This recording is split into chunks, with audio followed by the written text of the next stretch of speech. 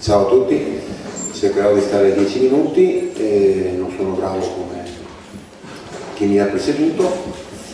Sul tema agricoltura io credo di poter portare una lettura, cioè terra, agricoltura. Le letture come sappiamo sulla terra sono tante, quindi provo a concentrarmi su questa qui. Il volume mio è sempre quello, spero che tutti sentano.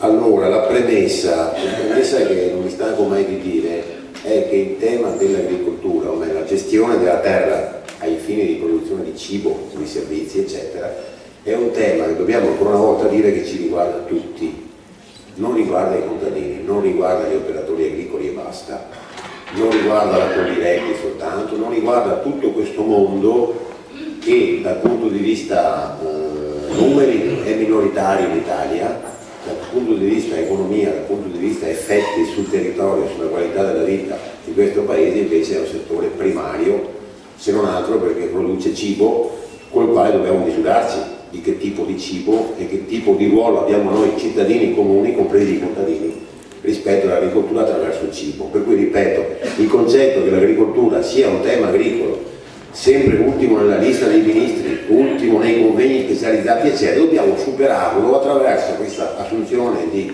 coscienza che quando si parla di agricoltura i primi che dovrebbero dire la sua sono tutti noi, siamo noi, è la società nel suo complesso. Ecco, io passo direttamente ai noi sì perché questo mi hanno detto di fare, voglio risparmiarvi del tempo, nel senso che l'agricoltura è pesantemente sovvenzionata. È il primo capitolo di spesa della Comunità Europea, la famosa PAC.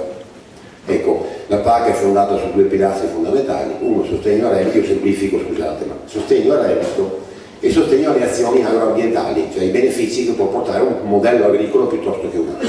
Ora credo che questo del modello del sostegno al reddito, che è una rendita di proprietà, di posizione, vada detto definitivamente no.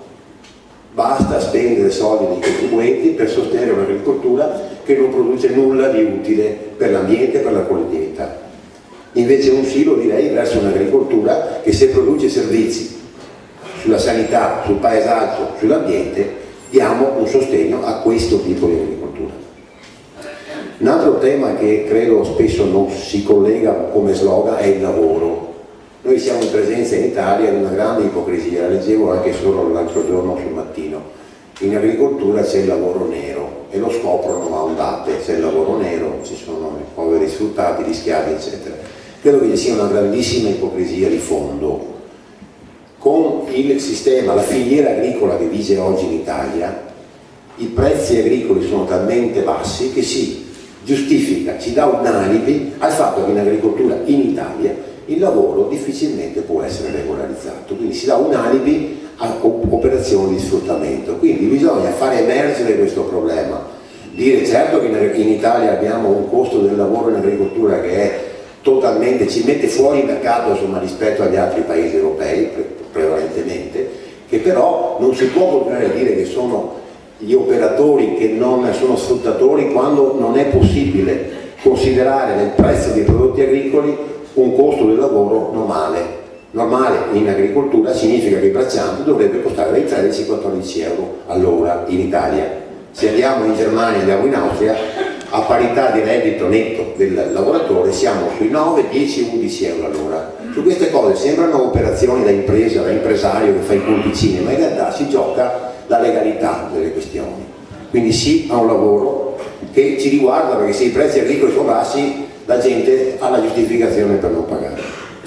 Poi il modello agricolo, ora dobbiamo dire no, basta un'agricoltura chimicizzata, quella che conosciamo, quella che sta fracassando le colline trevigiane piuttosto che la basso Veneto, un'agricoltura che non produce nulla di interessante per la collettività.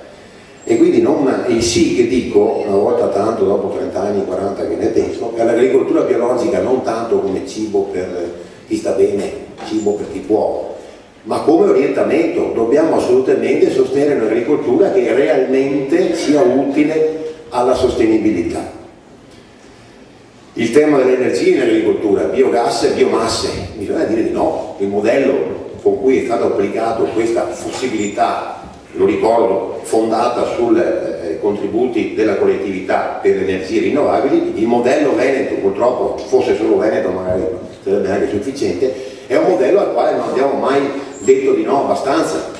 È un modello speculativo, un modello devastante per il lavoro, per il territorio e per l'ambiente. Quindi se di energie pulite in agricoltura si deve parlare, si deve tornare a energie che abbiano un rapporto preciso e una relazione con l'attività agricola vera. Poi il tema del cibo, io mi permetto un'osservazione, noto spesso nel mondo dell'alternativa, dei comitati, il mondo che si attiva sui temi generali dell'agroambiente o della qualità della vita, sul modello di consumo alimentare, il proprio personale modello alimentare spesso casca l'asino, nel senso che l'atto agricolo che noi possiamo fare principale, lo dice spesso Petrini, non l'ho inventato io, è proprio la scelta del cibo con il quale ci vogliamo alimentare. Quindi io credo che dobbiamo dire di no a un cibo globalizzato e dobbiamo dirlo davvero nell'atteggiamento quotidiano, nelle politiche delle associazioni, collegandolo con proprio il cibo come scelta. E non è mai abbastanza, perché poi parliamo di cibo, parliamo di che modello alimentare vogliamo adottare, da dove viene, chi lo ha prodotto, quanto costa, educazione nelle scuole, le politiche degli enti locali. Quindi provate a immaginare il cibo come atto, cioè l'atto di consumare il cibo, di alimentarsi, come atto principale delle politiche sul territorio. Poi un'ultima riflessione la faccio sulla cooperazione, nel senso che l'agricoltore di oggi, che è una merce rara, ormai ho finito, è merce rara, è un soggetto che tendenzialmente, ma questo non va fuori dalla media della situazione generale, tende a essere isolato nel rapporto con il contributo, con i vantaggi, con la sopravvivenza, con la speculazione. Noi credo che dobbiamo proporre modelli cooperativistici, cioè in cui le cose che andiamo a proporre nei territori, nei terreni, nelle aree agricole abbandonate, eccetera, devono contenere questo elemento, la cooperazione, la condivisione delle scelte economiche e sociali.